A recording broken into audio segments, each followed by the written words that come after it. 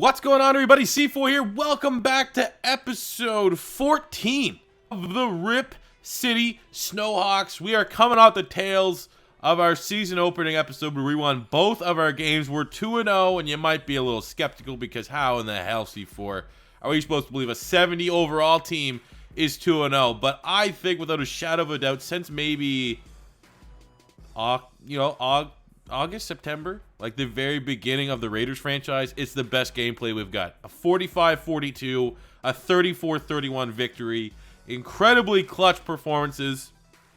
I mean, honestly, that was the funnest game of gameplay I think I've ever had in this series, in this game. And we're going to see, man, we are going to see if we can keep on keeping on with our winning ways.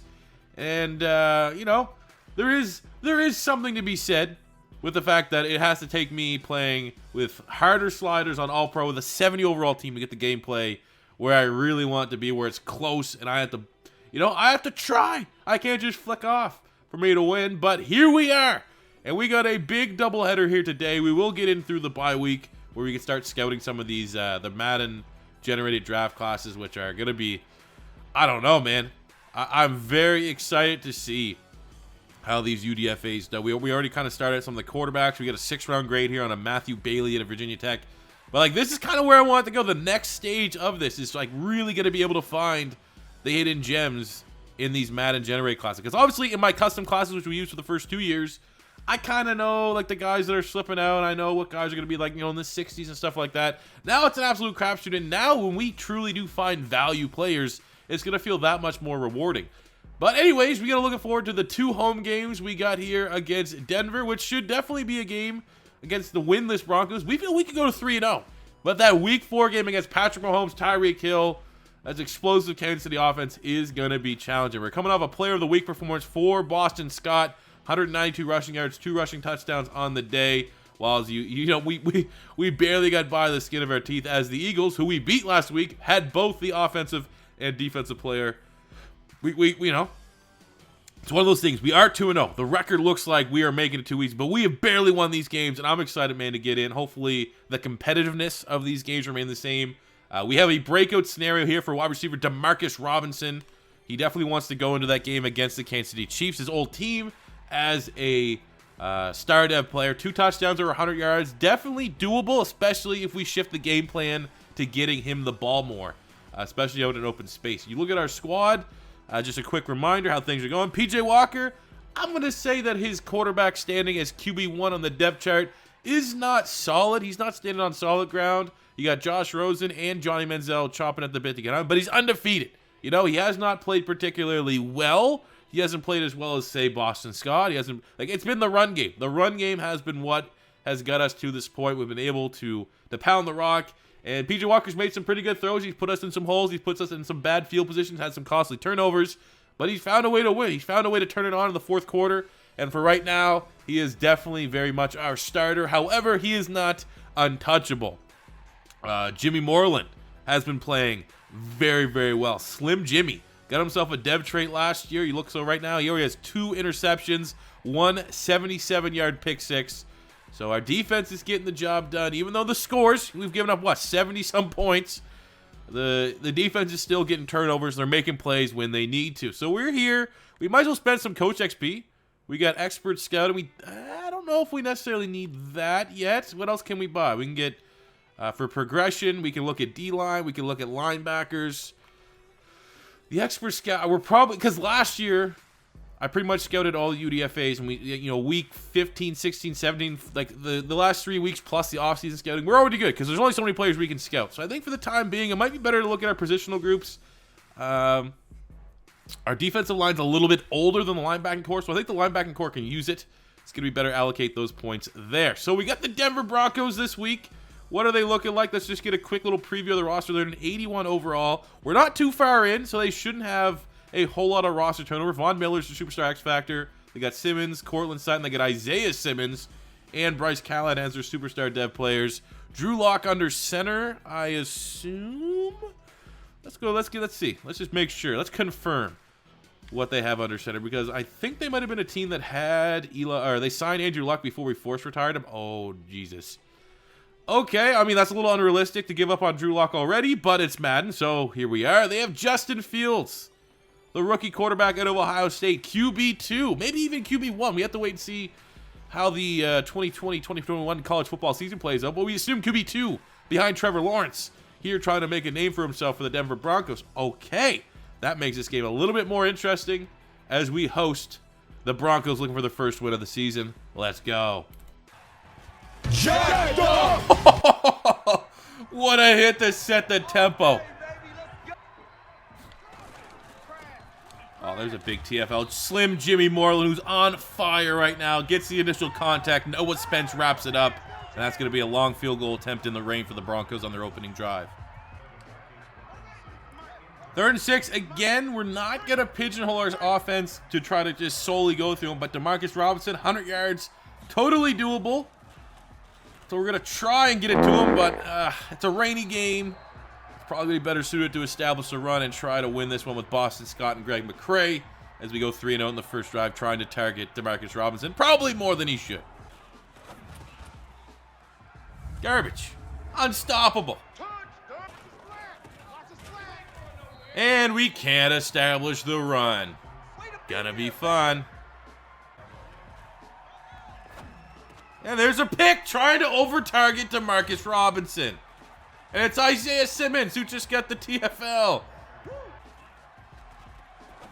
And he's wide open. I don't think Justin Fields has missed a pass yet. This is awesome. This is super competitive. Just down 17-0 halfway through the first quarter. Okay. Am I sure? Am I sure this is still an All-Pro? 3rd and 4. I want to say we're almost in 4-down territory here. I mean, any points at this point would be pretty good. Boom. Throw the in-cutting to Hollywood Higgins. Makes the grab. Jukes Justin Simmons out of his cleats. A much-needed touchdown for this offense and for our quarterback, P.J. Walker. Oh, get in there, Demarcus Robinson. Quick score again. And just like that, he got touchdown 1 of 2 for the Dev trait. We're making a game out of it. Quick strike for the Rip City Snowhawks. Down 9. Oh, no. No. There we go. Nice move. Nice move. Who's that, Will Fuller? What the hell is that? Yeah, it is. Oh, there's just a nice little safety, as if you weren't watching the full screen. Demarcus Robinson in a beautiful rain game just ate shit at the top of the route and slipped on the ground.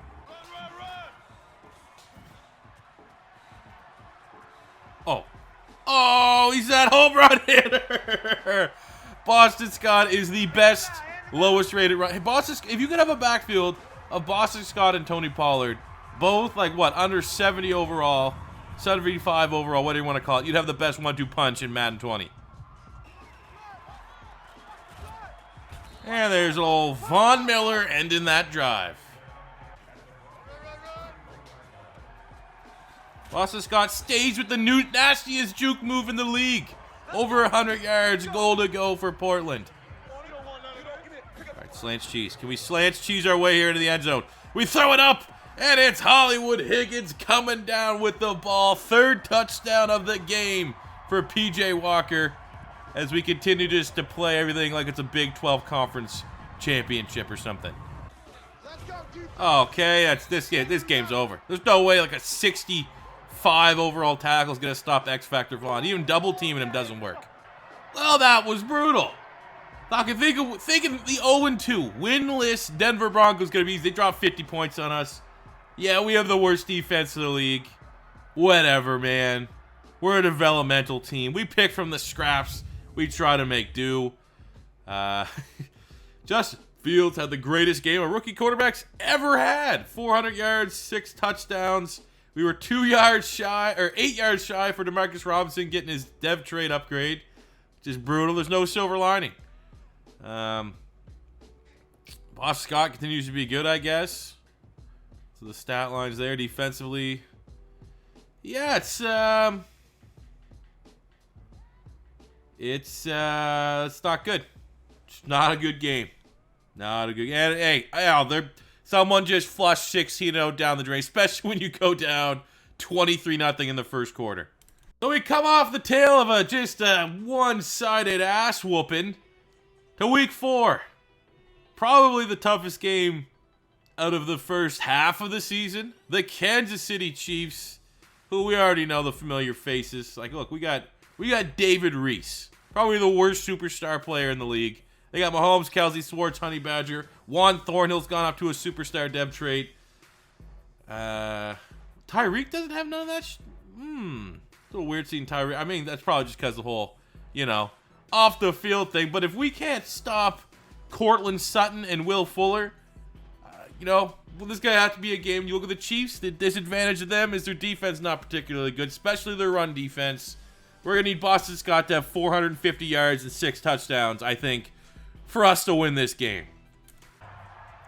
Okay, trying to get a nice little goal line stand here. 3rd and goal on the 3. It's actually, we played well. We haven't given up the big play like we did against the Denver Broncos, and we're holding to a field goal.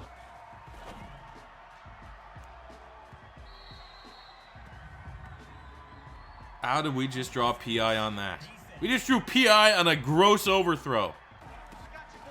Oh my God. Our run blocking might be the best in the league. Boston Scott gets his 7th touchdown of the season, and Portland have a shocking first quarter lead.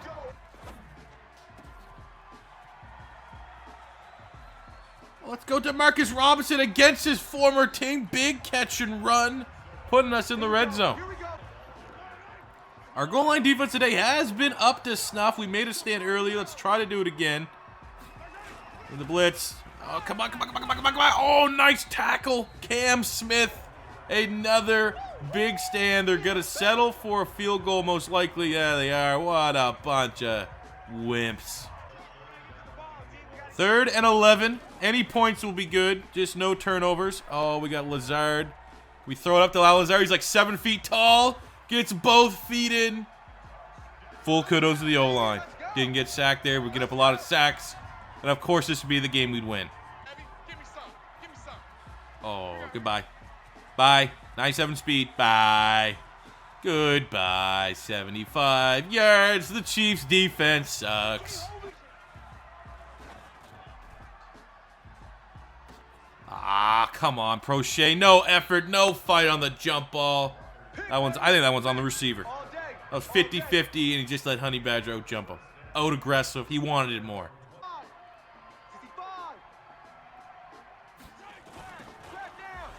Oh, David. Ah, come on, David Reese. Grab the ankles. And for whatever reason, they were not throwing the ball on us. That's like Damian Williams' 30th rushing attempt. Yeah, that's pretty much it. If we can get another 3 for 3 for goal line stands, I think this defense has been easily the worst in the NFL, has done enough to deserve this win. But they're just not throwing the ball a whole lot. Staying on the ground with Damian Williams, gets yet another touchdown, and our lead is cut to 1 score. Big score. Not a little score. 1 big score. Oh, Hollywood Higgins with the ridiculous catch. Contested catch. And we're up at the 2-yard line. Come on, man. Even any points here. Just no turnovers. And we got upset of the season. I mean, you could argue our first 2 wins were upset of the season. But this one here, because it means more. It just means a little bit more in the division. 2nd and goal. Can we hit with a little slants cheese here? And we'll scamper in. 2nd touchdown of the game. P.J. Walker. Maybe adding a little more stability to his spot at QB1. The Chiefs are down there trying to get a garbage time touchdown. Doesn't matter. I would like to get a stop. Noah Spence, 2nd sack of the game. Would like to get a stop just so that it helps our defensive ranking, so we're not overwhelmingly the worst defense in the league. We're averaging we're probably legitimately averaging 38 points against for the first 4 games of the season. So it'd be nice to maybe shave off a couple points out that average here. 2nd and goal. Need to get some big plays here. Tanner Pasternak has been a little disappointing. Not the monster that he was to start the year last year. Get out of here. David Dow breaks up that pass. That's McCole Hardman. Come on, D. Let's finish this. Let's get another goal. Let's get 3 out of 4 goal line stands against the best offense in Madden. That'd make you feel pretty special. Troy Apke. That was Jason Kelsey's little crappy, annoying, weird, try-hard brother. Travis Kelsey, get that shit out of here. 4th and goal. Please get some penetration. I would love a nice little Jimmy Moreland pick 6. Or not. But a shocking upset to go 1-1 in the episode. We still got a little bit of the bye week stuff to talk about. But I would argue that for this 70 overall team, we're one of the most explosive offenses in the NFL. We could beat you on the run. And yeah, PJ Walker might have the occasional turnover or two. But here, pretty much played as well, if not better, than the best quarterback in the league in Patrick Mahomes. 34-27. The Rip City Snowhawks get the dub. Pretty decent game. Like I said, I don't really hold that interception against him. This is definitely PJ Walker's best game of the year. The running game was kind of non-existent. We did have that big 69-yard, 75-yard touchdown for Greg McCray. PJ Walker ran one in. 98 yards for Caleb Wilson, over 100 yards for Hollywood Higgins. Lazard utilized him where he does best in the red zone. We got 15 tackles from David Reese. Couple TFLs there. Alden Smith a sack, 2 TFLs. I like seeing that, as somehow, someway, the Rip City Snowhawks are 3-1 to start the season. So as we work through our scouting, something that we definitely could spend a little bit more time on during our bye week, we're now getting into the running back spot. We found one quarterback that looked pretty decent in Matthew Bailey's 6th-round grade, and we've got 3 running backs that we're going to halfway done through the UDFAs. Larry Walker from Army. We got Dion Burrow from ND State. But the biggest one so far is Jameek Powers, Beth Cookman, power back, which is something that we don't really have on the roster. We have a makeshift power back in CJ Procise, but we could definitely use a true power back to complement the shiftiness of Boston Scott, the straight line speed of Greg McCray. So right now, Jameek Powers, as we're working our way through all the positions, is definitely putting himself in our top pick at a Beth Cookman. Damn straight. You know these guys are ballers.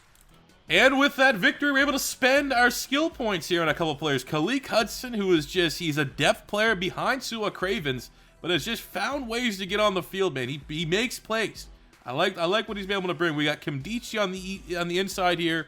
Definitely a little bit of a redemption story to his career, making the most out of his snaps. And Hollywood Higgins becomes, I think, our first 80 overall plus player on this team at wide receiver. And I said at the bye week would be when we reevaluate the quarterback spot, and this one's really, really difficult because when you look at the win-loss, even though that one loss was really bad, and most of our wins, outside of really even that Chiefs win, but that was still relatively close, we're 3-1. The record is great. We are somehow, some way defying all the odds, pulling a Leicester City, for all you soccer fans out there, and are somehow in first place. But when you look at the statistics, PJ Walker 24th in yards, 29th in touchdowns, and he has, that's not great. 60% completion percentage to 5 more picks than he does have touchdowns. It begs the question, are we winning despite PJ Walker? Are we winning because PJ Walker? Do we look at the stats and say, can we do better? Do we look at our record and say he's doing just fine? Because obviously there's big pressure. And it's not just Johnny Manziel. Obviously, he brings all the social media presence. He brings all the clicks. But Josh Rosen still is a quarterback, highly talented, that's never been really given a fair shot. You would argue that really the offense and stuff that he'd get put with in Portland is continuing that trend of him not getting really any help. But I think we're going to end this episode with a big announcement. I'm going to, because the performance is not there, just to see if we're winning because of PJ Walker or we're winning despite of PJ Walker. Here's what we're going to do. We got 2 road games to kick off the next episode. We're going to give PJ Walker the Dallas Cowboy game. And for this week, against the Washington Redskins, we're just going to see. This is not a permanent move, and we have told the quarterback room this is what we're doing. We're going to give Manziel a game. We're going to give Johnny Manziel a game here against the Washington Redskins because it's the Redskins. LOL Redskins. Hail to the Redskins. And he's not going to, there's no way, even if he throws 7 touchdowns, no picks, PJ Walker's going to get that game against Dallas. But this is our one little chance that Manziel can take and say, you guys are winning despite PJ Walker. I'm going to be able to come in. You saw what I could do in the preseason. I am the future. Because right now, there still are costly turnovers. If maybe we had a better quarterback, more efficient quarterback, we would be undefeated right now. We would have been able to find a way to win that game against Denver. We wouldn't have the turnovers. We wouldn't have our defense getting exhausted and giving up 50 points. So, while we're not officially making a quarterback permanent change, while it officially stands for the whole, if you look at our depth chart, you go on ripcitysnowhawks.gov. PJ Walker's still the starter. We're just going to try something a little different here, and we're going to give Johnny Manziel one game, week 6, against Washington to say, just give us something to think about. Just that's all I'm saying. Give us something to think about. Week 7, we're going back to PJ Walker. Week 8, most likely staying with PJ Walker as we get ready for another, in 2 episodes time, home game stretch. 2 games at home.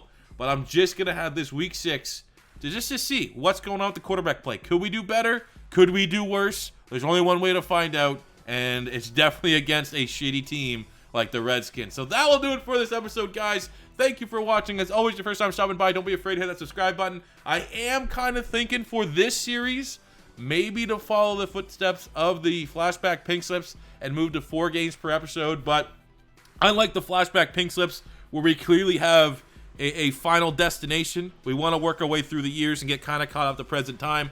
This year doesn't really have a timeline. I do not know how this series ends, but I don't know. I'm kind of thinking it could go faster. It could go... So what do you guys think it should stay at 2? I feel like it does complement a 2 more gameplay series in comparison to the longer, more quicker paced rebuilds and the flashback pinks.